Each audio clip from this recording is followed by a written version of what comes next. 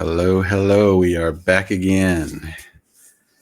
Ricardo and Stacy here for another CAP for Copilot adoption practices. Uh, Glad that you're here with us. Some of you may be from our Cute for Teams series, Champions Using Teams Effectively. And if you are, happy to see you today. We may have a third person joining, as all of you out there know, conflicts with meetings and whatnot come up all the time. So that may be the challenge today. But if she joins us, we'll pull her in and have her join the party. But we're glad to see everybody. And again, we're here to talk about Copilot now. If you're joining us live versus on demand from YouTube, then you have access to the LinkedIn comments area. That is where you can put questions or just say hi. Like I see Mike is joining us and has said hi. How you doing, Mike? So great. Glad to see folks starting to float in. Good stuff there. And how you doing, Stacy? I'm great. I'm glad to be here. Yeah, awesome. As always, we're gonna just talk about things again. We'll always pivot for a question in the chat, and so I am monitoring that. But outside of the questions, we're always ready to talk about any given thing. I'm going to address a little thing here on my screen for a second. One sec, sorry about that.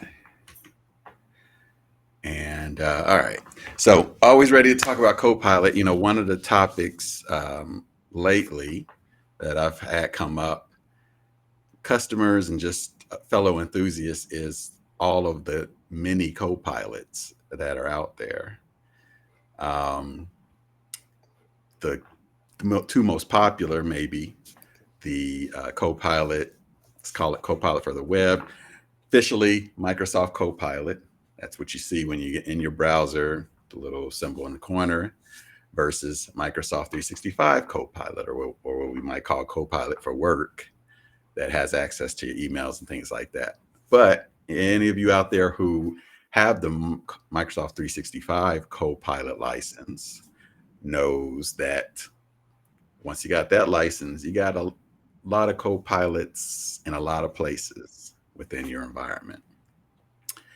So we're going to talk about that. And let me do something here.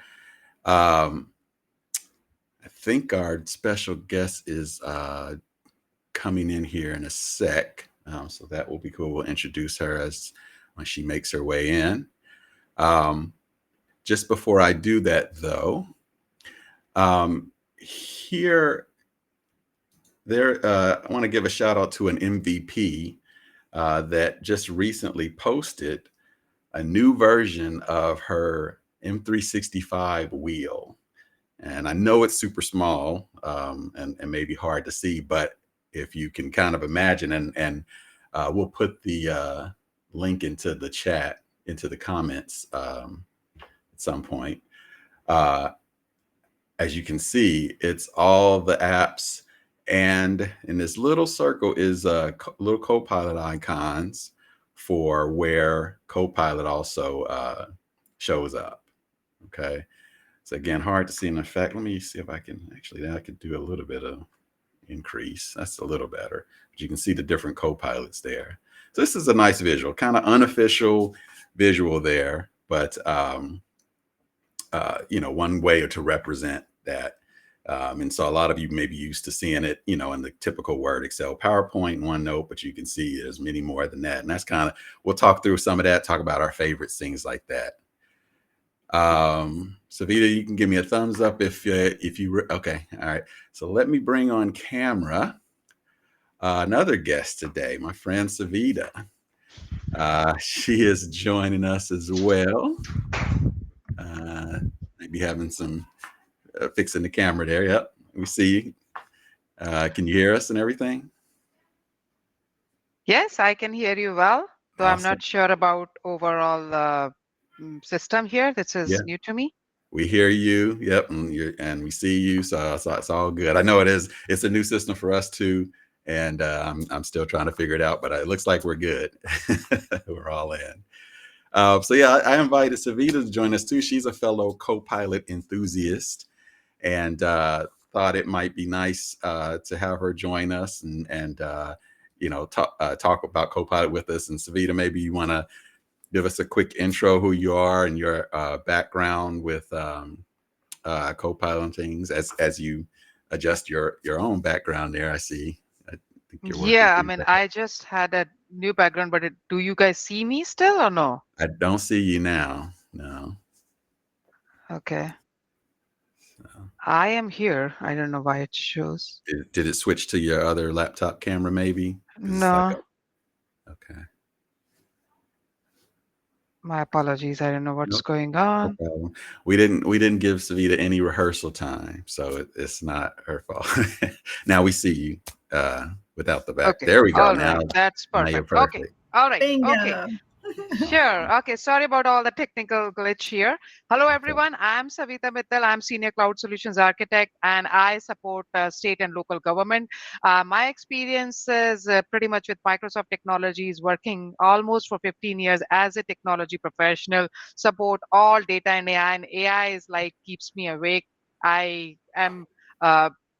I call myself as an integration expert. I support various solution areas like Power Platform and modern workplace and data and AI and innovation. And I keep writing code that keeps me passionate about like working in different solution areas as well. Uh, I do a lot of AI, including Gen AI, and you guys must have heard about a lot of Copilot and a lot of different things. And we will be talking about that, how to choose which AI service and for which use case. Yeah, that's awesome. Yep, I've worked with Savita a bit back in my state and local government days as well. Very knowledgeable about her craft. And so, yeah, you may not have seen this M365. Will, again, this is a Microsoft MVP that just posted this. I think actually today or yesterday, something like that. Very nice visual. And in fact, based on comments from other LinkedIn users, she updated it. She saw she missed a few. And in fact, I don't even have the updated one. She missed a few on Power Apps, Power BI, and Power Automate. But her most recent one, if you go to her posting, which we'll put a link, she gives a link to the full file, and she has updated it there. So there's a lot of work put into this one for that nice visual. So like I was saying, we all use very often the ones in Office, but we can see that they're all over. I guess between the three of us, I mean, is there any particular Copilot integration that you're a big fan of, or maybe especially ones that aren't as common, like Excel and PowerPoint and Word?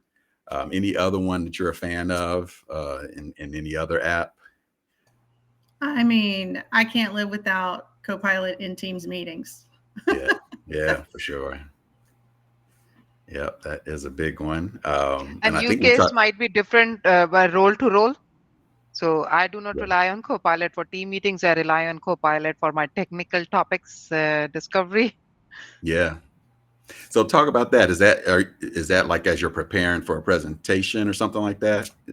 Is that what you Yeah, mean? while because I'm in a customer call all the time, and Mhm. customer asks all sort of questions, and some things. I mean, we also rely on to technology to to search for it basically. So we Yeah, rely on Copilot. If there is something which I like, this morning someone was talking about MI 300X, and there was a big slide on that, and I'm like, I have no idea what is this thing, and then I yeah, was relying on Copilot, what give me the quick overview of MI 300 X basically, instead of going to Google or Bing, which will give me a lot of information. It's difficult to digest in that 1 or 2 second, but Copilot, literally, I have to type a question. What is MI 300X? for fifth grader? Tell me Yeah. that. So I can understand immediately instead of going through the big chunk of a technical, high level technical language, Right. Yeah. And that's a good point because, especially in this remote work days, we are used to researching behind the scenes while we're in a meeting. But to your point, before Copilot and things like Copilot, it was getting the results and trying to quickly read versus Copilot reading them for us and giving us Yes. a summarized version of that. That's a good point. Yes. And if we did want to figure out the source of it, we usually have that reference there that we can click, because a lot of times I'll end up sharing a URL with info with the customer in the chat or something. So that link will be there too, which is nice. Yeah. And another thing which I learned, I want to share with all the audience is like changing the persona. So don't just ask the question as a persona as well, that you do not know anything about it, and tell me I'm a school elementary student, and tell me what is this basically, or whatever is the question is, as a pretending that my user is a fifth grader or seventh grader or high schooler or a citizen and all that. So that Yeah, helps big time in giving, when you get the information, in digesting pretty fast basically when you do not know anything about it. absolutely. Yeah, Stacy and I were just talking about our actual middle schoolers. Uh, but do you find that using middle school or high school gives you the best results? Why not like college level or college professor? Oh, Is that the yeah. tell me like a fifth grader? Is that the gives good straightforward results, you think? Either one of you. Yeah, I think so. I think it's more important to prompt Copilot that it take on the right role of the right specialist that's going to dig into the content that it has access to with that mindset, and how it presents it to me. If I'm confused by it or feel like it's a little over my head, I can certainly ask it to modify what it told me to come to me as a fifth grader or a high schooler. And, I can ask it to dumb it down for me. Yeah, I I do that need all the to. time. I need a simple language, not very complex. Tell me as a fifth grader. I do not know anything about it. Just tell Mm, me, because sometimes like this, I said MI 300X. I have no idea what it is. And mm, when I asked it first time, it gave me all sort of those technical GPU and CPU and capacity. And I'm like, I have no mm. idea. Tell me literally in a two-liner for fifth grader, what is MI 300X? Yeah, So yeah, it's super helpful. The technology yeah. is super helpful. I'm curious. Do you guys use it? So we probably are all talking about M365, like Biz Chat, where we're asking these questions. Do you use it in your Teams app in the browser? Like, what's or I've seen a lot more people say they're using it from their phones and talking to it with the voice to chat. Where do you tend to use it the most? So I don't like voice to chat at all. Again, that's just personal me, but everybody use voice to chat. So that is a personal preference. I like to type. And yes, mobile app is very, very handy because not all the time you're on a desktop. So Mhm. even I use Copilot for my day-to-day use as well, for my personal use as well. It's very helpful in a way. So whatever the media is, it's just like, we have it on Teams, we have on a Word. I use in Outlook as well when we are drafting, composing an email. The feature is very, very handy. So I just type my normal email, that whatever I want to say, in a very, very casual manner, and just say with Copilot, hey, now uh, uh, draft it perfectly now. I Right. use just my pointers. So yeah. Yep. Stacy, you got a favorite spot for yours? Yeah, I usually spend all day, every day in Teams. So I'll typically just grab it in a Teams chat and Yeah. get what the work I need done. If I feel like I need more work surface outside of Teams, I'll Mhm. launch it in the browser. Yeah. And we're talking about all these different areas to hit it. There's also, so many of our apps have the sidecar, whether it's the browser or our apps.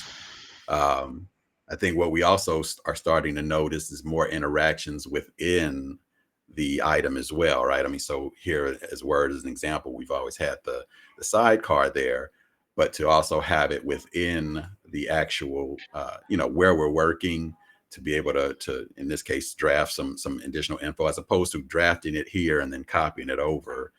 So we're starting to see that a little more as well, where we have the even tighter integration over in the composition area. So yeah, and I love that too, because sometimes in a whole Word document, there may just be a paragraph or something you want to focus Copilot on for rewrite help or what have you. The fact that I don't have to rely on that sidebar and try to point it to wherever it is that I want it to focus, I can just highlight and call Copilot right to where I am, right in Word. Yep. I was trying to even show in Outlook here. I'm not sure why it's not there's the summary for the email. Maybe I have to update this client, but usually we got the summary up top. Again, another in the email integration as opposed to the Outlook sidecar. So I may need to update this client to oh, there it is. It just popped up all of a sudden. So that's what I was looking for, that summary piece, right? Click that, and right within that email, now we're getting the summary.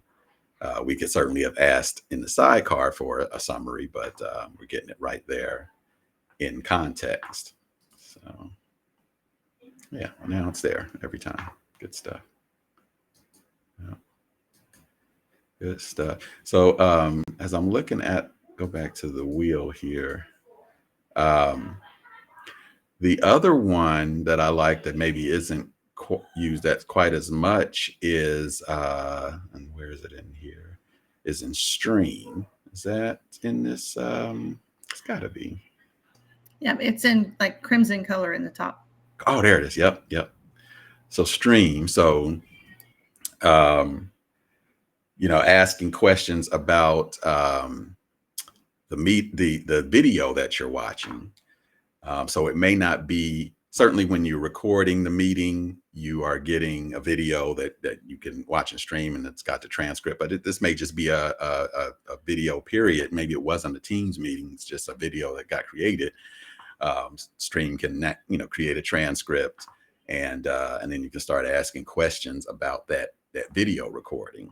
And I think that's become a little more popular these days. I've got like a YouTube premium account, and I'm seeing some AI things in there about asking questions about the video I'm watching. So I think that's starting to become a thing, but it's definitely in Stream. So I use that often as well, summarizing non-meeting videos, for lack of a better word. Yeah. But I will say some of these I have not tried yet.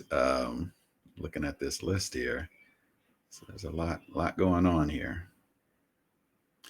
So yeah, if you've got a favorite out there in LinkedIn land, let me know.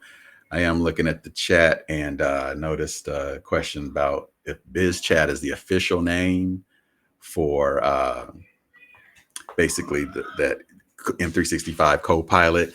I don't know if I would say official.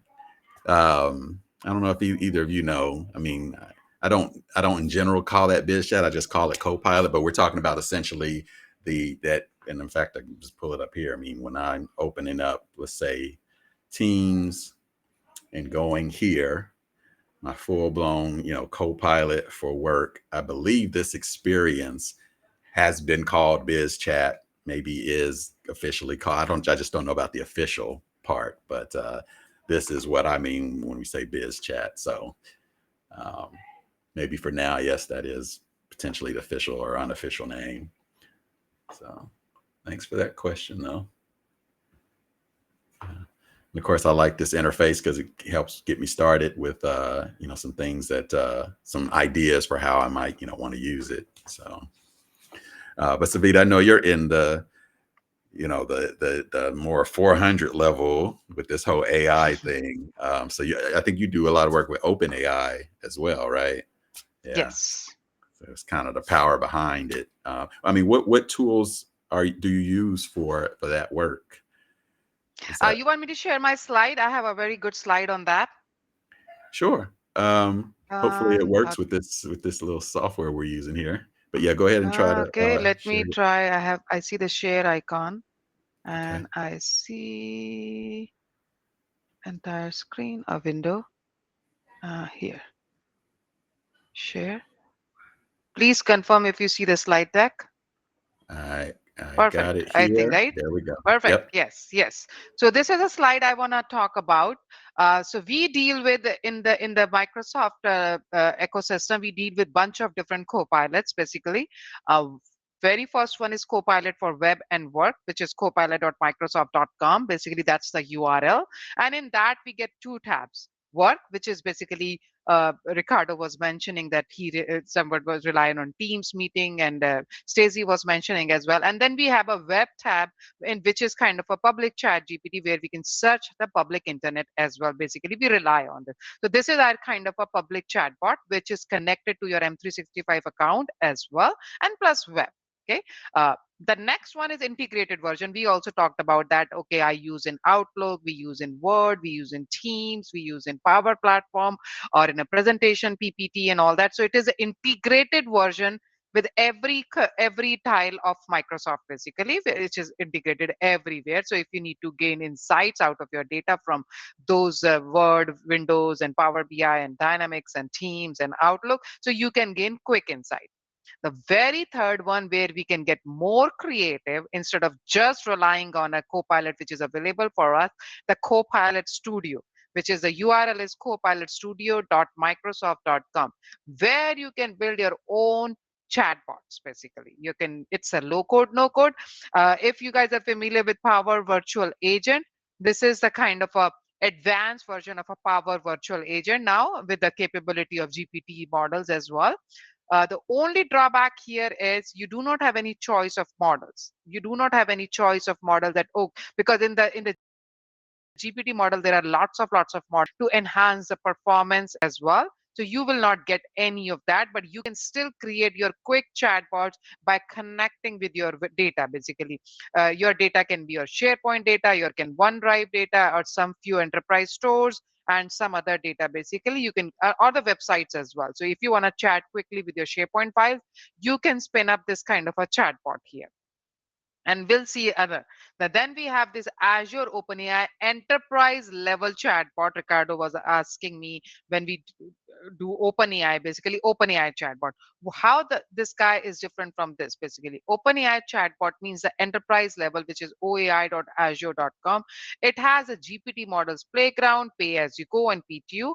We really don't have to go in the very lot of enterprise level details, but what this means, basically how this is different from this, basically means this is a completely custom. We deal with all sort of data. We deal with SQL data, we deal with tons of files, PDFs everywhere, and images data set or videos data set. Basically, imagine a police department, the traffic violation, we get clicked all the time, and then if there is a traffic violation, then we get the fine. So we are getting lots of images. So someone has to analyze those images. Basically, out of each image, we have to ask question: what was the driver fault, and he crossed the light, or some other issues, or wrong parking, or we have to capture the license plate number, we have to capture the location, we have to capture the individual. So again, I'm talking about images data set. So if someone has to chat with that images data set, okay, on October 8th, how many people crossed the red light? How many people did the wrong parking? So again, gaining insights out of my data, which is my custom data, which cannot be connected here, which cannot be connected to some of these things. So basically creating a completely custom application with my custom data. Again, we all deal with petabytes of data. So this guy here, the OpenAI, is kind of we are dealing with that custom data, and we want to gain insights out of that. Any questions on that? That is good Does stuff. that make sense, Ricardo? Maybe It does, yeah. I mean, and it goes deep. That's well beyond that, even that wheel we were just looking at. So yeah, to me, what I'm hearing is, customers can go all the way down to that custom level if they're building out their own custom homegrown AI so we can powered. call it chat with my own data. So here you There you cannot go. chat own data, means there are limitations. In this we can build it, but there are limitations. In this there is no limitation. You can deal with Right. 50,000 files, 100,000 files, PDFs, images, videos, again, courtrooms, they deal with all sort of evidence, the documents and PDFs and audio file and video file. So instead of a one by one, we are analyzing one file, we can create a chatbot, feed all that data to that and ask questions. Okay, what was the issue in this legal document? And I want to know how many fires happened in the area today, and what was the biggest size of the fire, and how many traffic fines happened in this area, how many utility bills are due today, what was the late, anything you can ask out of your data.